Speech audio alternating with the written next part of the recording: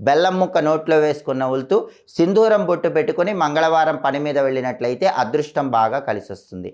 అలాగే మంగళవారం కుజహోర ఉన్న సమయంలో ప్రత్యేకంగా టీవీ, ఫ్రిడ్జు ఇలాంటివి రిపేర్ చేయించుకున్న, టీవీ కొన్నా, ఫ్రిడ్జ్ కొన్నా, ఎలక్ట్రికల్ వర్కులు ఏవి చేసినా సరే ఈ కుజహోర ఉన్న టైంలో చేయండి.